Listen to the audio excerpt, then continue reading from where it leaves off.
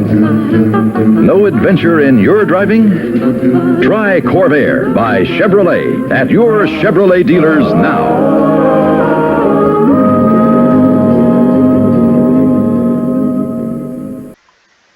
Let's see here. Chevy 65 Corvair, no turbo, darn it. Oh, cooling system, eh? Antifreeze? Well, must be something new. Yeah, I better get that. Cha-ching. Let's get up to our elbows in Chevrolet greatness and let's get dirty here. Well, so far I have the condenser out, I have the compressor out, I have the lines all undone. I'm debating on, well, I'll probably just leave it there. I don't know about the blower and everything underneath the car. We'll find out. But anyway, following the video that I made of pulling this out of the barn, one of you guys suggested that I take off the top shroud and make sure there's no mouse nest under there or anything, and I wholeheartedly agree. So that is where I'm headed. I'm gonna go ahead, I have to remove these brackets anyway that held the condenser on, so they'll just stay off. Now I'm gonna hang on to the full AC setup. It's kind of a shame in a way that I'm not putting it back on, but at the same time I really don't see myself in the near future getting it going, charging it up, and running AC in this car. Still in the 60s at this point. They had excellent ventilation, and I'm sure I'll want to drive it on a hot day, but we've done that before. So at this point, that thing just covers up the entire engine. You gotta, I don't know. What do you guys think? What would you do? Personally, I would rather just see an engine like this than have that thing back in there, but I don't know. Anyway.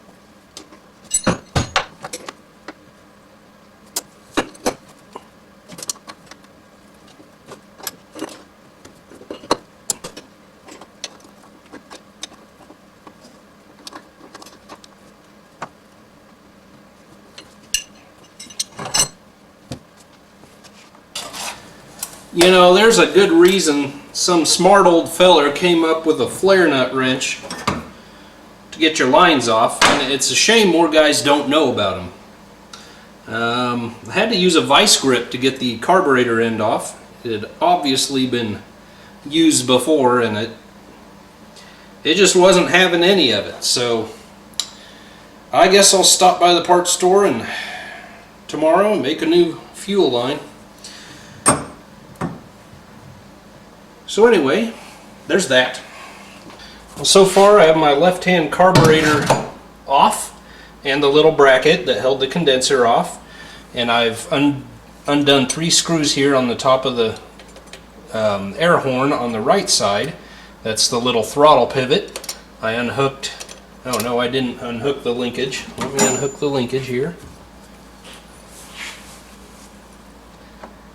Get this throttle linkage undone. There we go. Save that clip. Now hopefully you can just move this whole thing out of here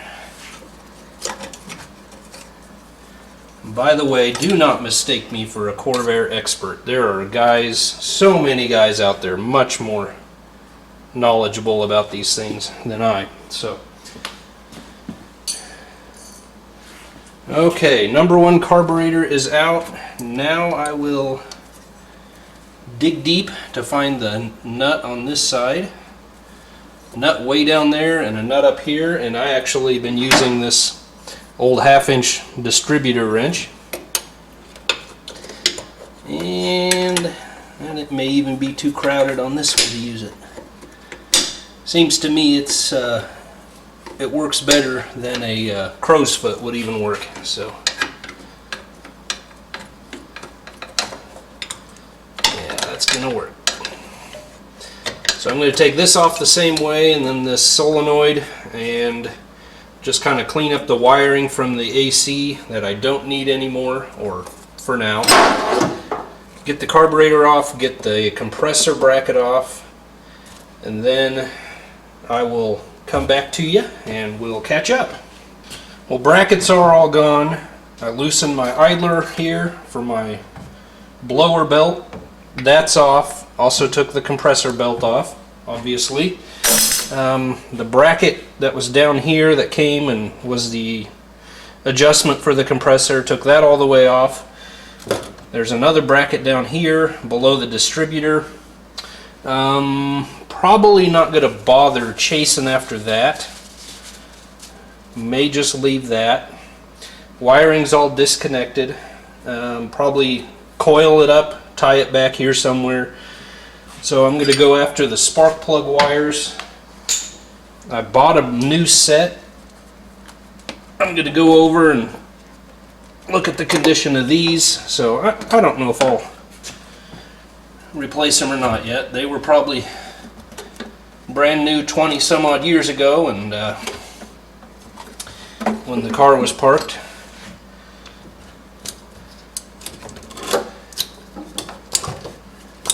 And unless you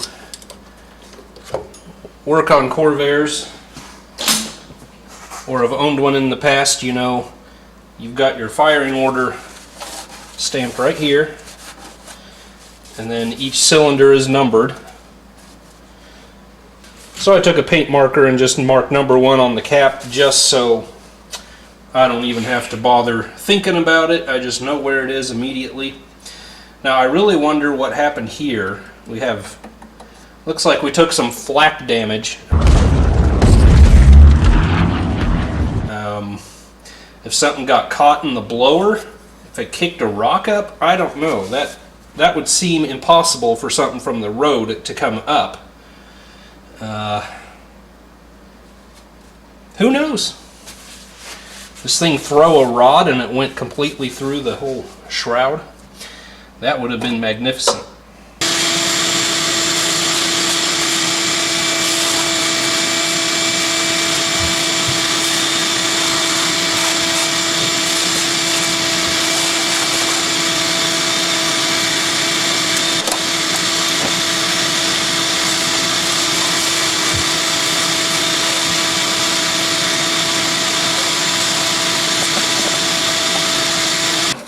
Goodness.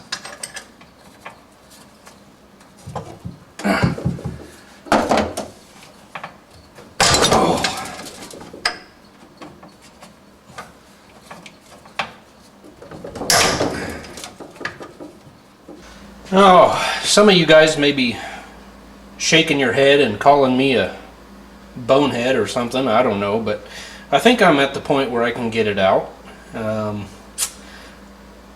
Took the alternator all the way loose, laid it aside, got the little oil cooler cover or whatever that thing is off. I'm hoping I can tilt up and scoot to the right. So we'll just try it out.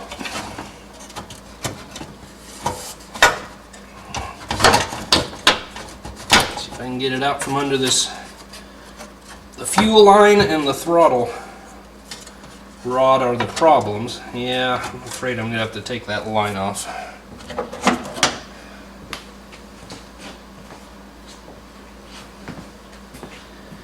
And of course I set the alternator on all of my wrenches.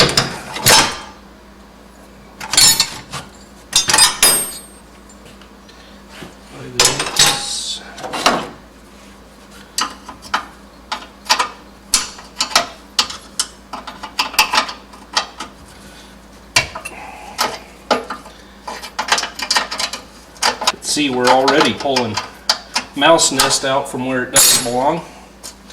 Not that it belongs anywhere on a car.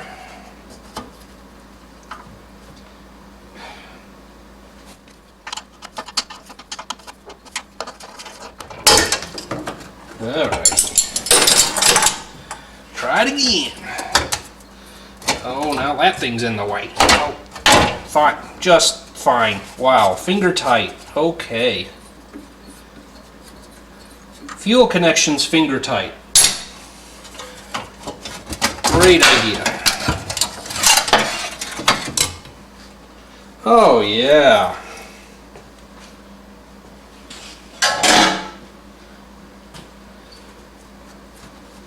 And check this out. Made in USA Craftsman. Oh yeah. We've even got some champions in there, huh? Okay. Well, a couple things I've done this afternoon. Stopped and got a piece of brake line, and I've fabricated a new one there. So that should be ready to go if I did my job right. And threw this in the wash cabinet. I'll probably end up media blasting it and then just shooting a quick coat of paint. But that wrench we found on top of the engine there, either they were really prone to losing things down in the blower, and then that, you know, it shot something out, but it looks like, you know, we've got a dent in, and then I'm thinking could it possibly be they actually tried to peel this open to get that wrench out? Oh boy, yeah, well, so I think what I'm going to do my best rolling this all back where it belongs, trying to hammer, maybe spend a little time with a hammer and a dolly, and see if there's enough material there yet to weld it back together. If not, I'll throw a patch in there. I don't want to spend a whole lot of time on it, but I'll do what I've got to do, and then we'll give this a quick coat of paint and move on to other things. So, plus they had kindergarten art time, you know, art class on it.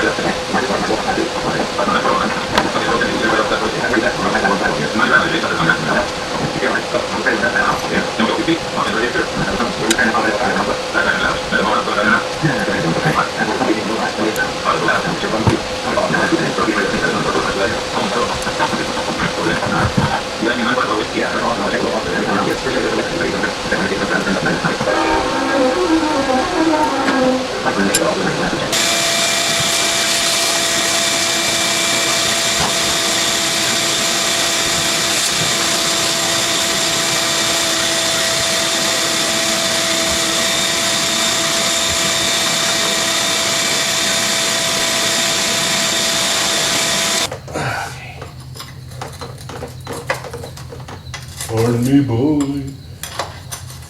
Is that the giant?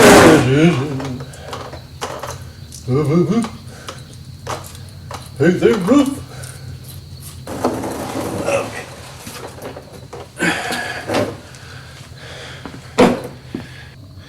Here's that washer. He's just done for. So really lucked out there if that's the majority of my problem with the oil leak. Alright, so I have the left side bottom shroud out, and really not too bad in there, just what you'd expect, what's fallen down through the fins through the years. I guess there's really no way for rodents to get up into those things, so any damage they could do would have to be on top of the engine. Unless your little cooling door shroud was stuck open or something like that. The thermostats on these things seem to be operational. Definitely we'll have to check and make sure this opens when the engine gets hot. So I think I'm ready to, I think I have everything out on this one. Oh, okay, yeah. Calm down. Okay, now there's a linkage clip, like the carburetor up in there. Right there, and I'll have to put you down, but there's just a view. You got your tubes and your exhaust manifold and everything, so that'll be fine. I may hit it once again with a blowgun just to make sure I get everything through the fins that's caught in there. I'll scrape and wash out the insides of these, and we'll put them back on. Good news, good news. It'd be a lot of fun to get dual exhaust, and that may be a future project. Right now it's all running to the right side with this muffler, but there's no end to things you can do. Here's a closer shot of the thermostats that open the doors. You know, they're just calibrated to expand pretty much the same temperatures, I believe, as the conventional water-cooled engine thermostat. So they'll just expand and automatically dump air through there for you. So isn't that neat? Well, here's the view from under here. I've got our ductworks back on, or our cooling tunnels things. I don't know what you call them. Anyway, I've got them back on. Got the thermostats hooked back up. No expert on adjustment. I just hope I've got them back. I've got a new gasket or washer or whatever you want to call it on the drain plug. Hopefully, I'm pulling for the fact that may have been our primary leak. I know it was a major factor, so that'd be really cool if that kind of stopped the leaks altogether. Obviously need some ductwork there. We'll get some of that coming. Not our priority yet. Now up top, this is what we're looking like. Not much has changed, I guess. I blew it out really well again and then followed up with the vacuum when I had those covers off down below.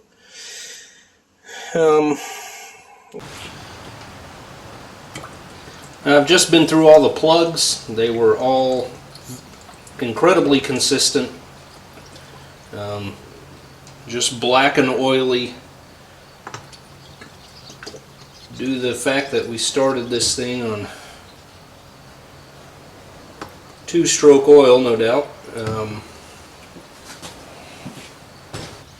They're old Champ Ions, you know, not necessarily my brand. I have a new set of Delcos, but these will be just fine. No doubt they were new when the thing was parked, like everything else. I just rechecked all the gaps, and they were kind of inconsistent. I think 3 were at 30, 1 was at 40, and the other 2 were at 35, where they should be. So I just reset all the gaps, and then they were actually quite loose. So I snugged them down a little bit more. But otherwise, we're going to run with them, and I'll save the ones that I bought for this.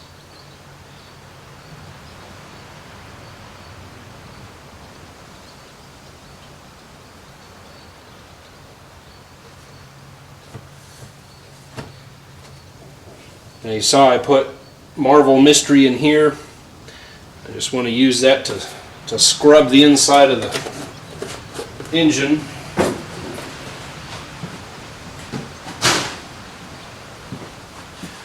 I put a good heavy-duty fuel cleaner in the tank, and I'm also going to put Marvel Mystery in the tank as well.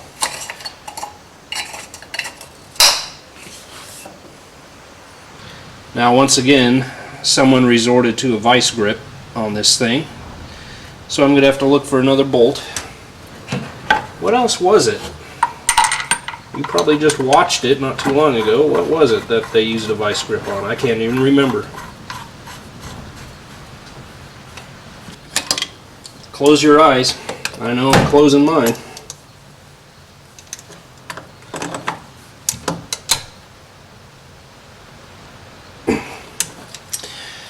Okay, got to remember to get one of those. I might as well write the date and the miles on there. Then I think we can go back with the shroud. Might as well. neither one of the fittings with pipe threads on the fuel pump had any kind of sealant at all on them. So I'm going to do that. That ought to keep us from sucking air.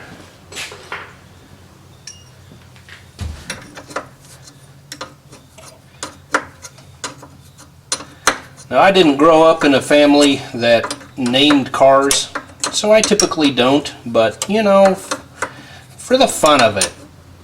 Well, some little fella was having a snack. It's probably not even all the way through it, but it better be replaced. So, man.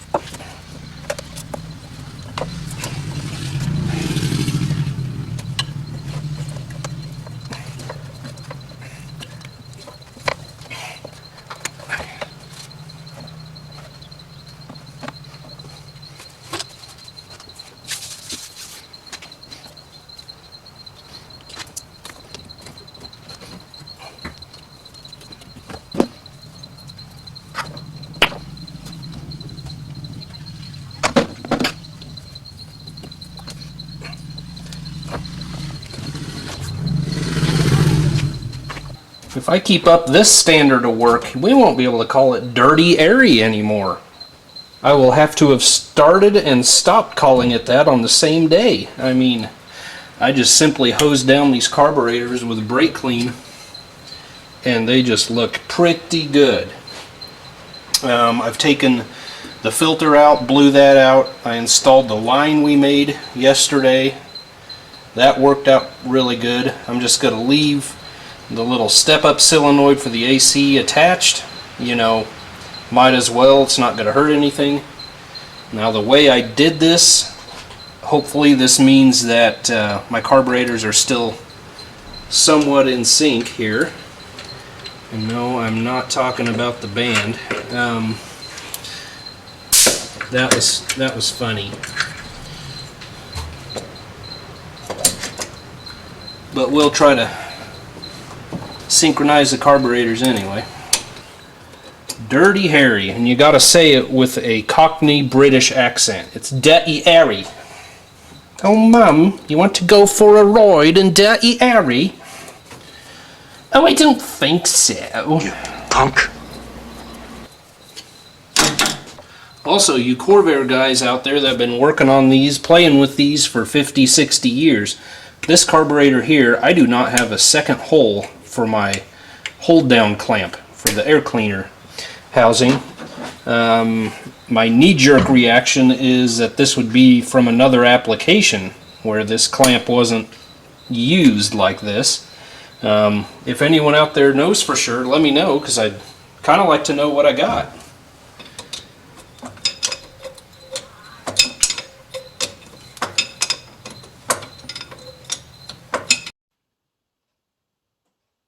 Well, guys, I really hate to end it here, but I think I will. I don't feel like there's been much meat to this video, you know, real nitty-gritty meat, but whatever. I'm just bringing you along for my process and trying to get this thing back on the road, and so I hope it's been somewhat entertaining, at least on some small level for you.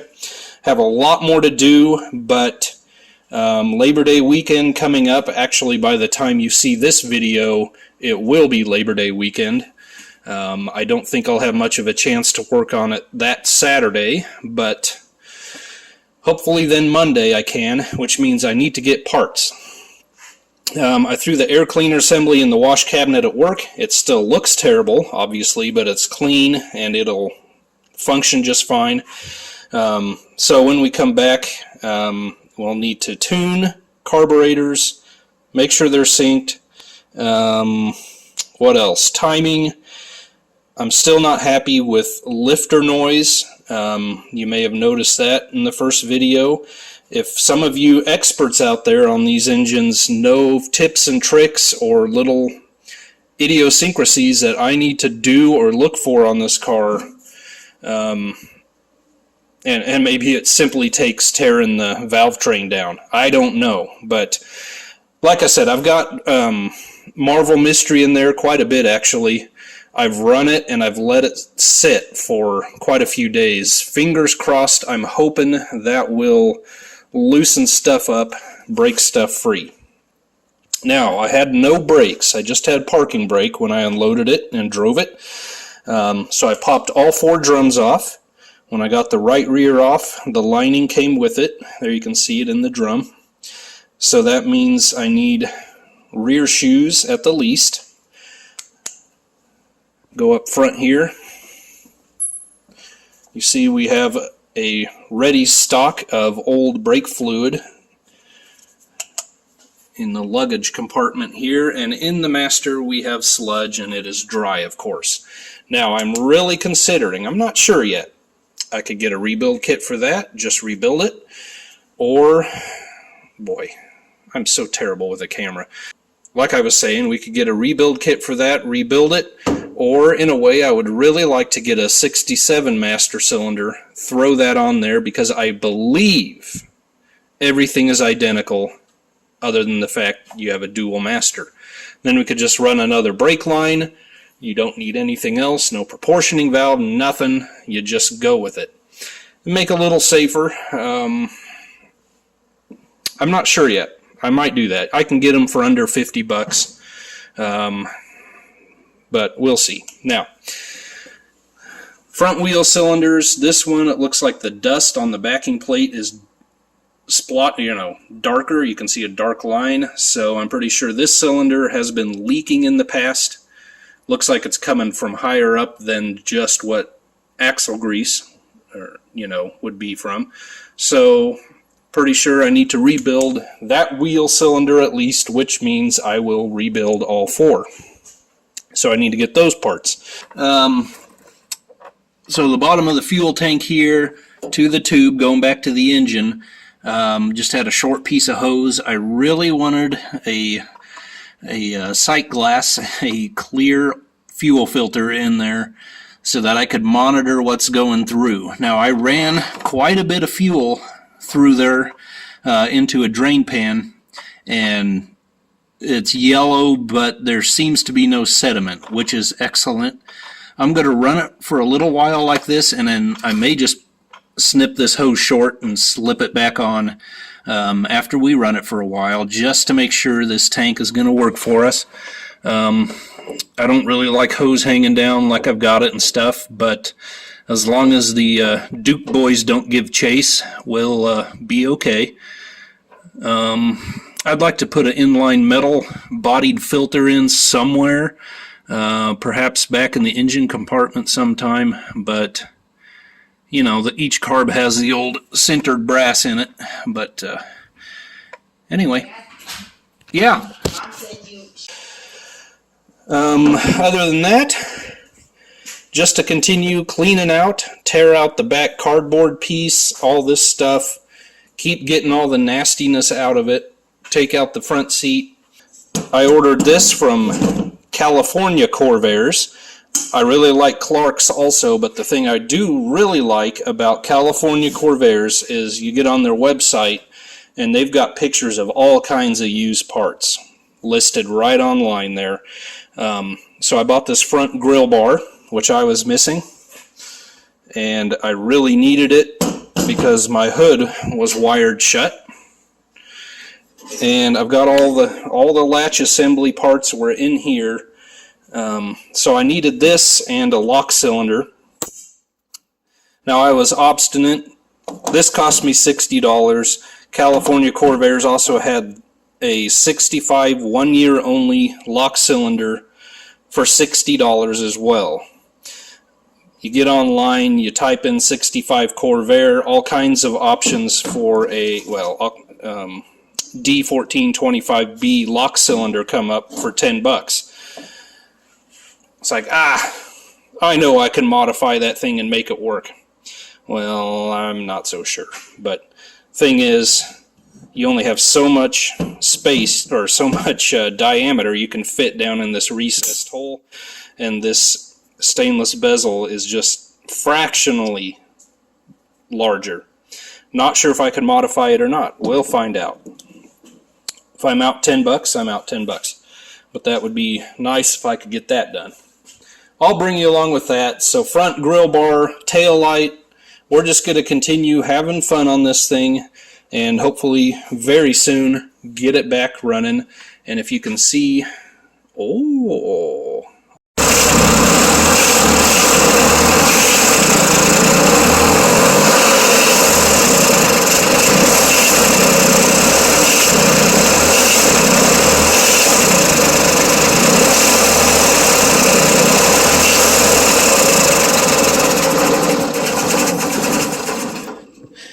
Well, I don't know if you can tell, but most of the lifter noise has actually resolved itself, so excellent news.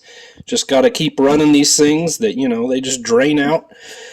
Obviously a bit of tuning work that needs to happen. I'm sure there's junk in the carbs, and maybe we'll pull the air horns off and see what's down inside of them or whatever. But anyway, just didn't want to go away without you hearing it run again. I tell you what, guys, I just came back for a minute steak, mashed potatoes, homemade, and homemade gravy. Oh, man. And then a free haircut to boot. Not bad, huh? I mean, the face could use work, but the hair isn't bad. What's left of it. Anyway, so like I said, yeah, that's going to be it. I'm going to keep bringing you back, showing you what I'm doing. I'm getting pretty excited about getting this thing running and rolling again. Hopefully just in a few days, maybe a week, we can make that happen. And then really get it out and really try to get the engine warmed up, get it running, get some RPMs out of it, you know, see what happens. But yeah, so there's the car, the old 65 Corvair that's been sitting for 27 years, and please come back, guys. I really appreciate you. God bless you. See you on the next one.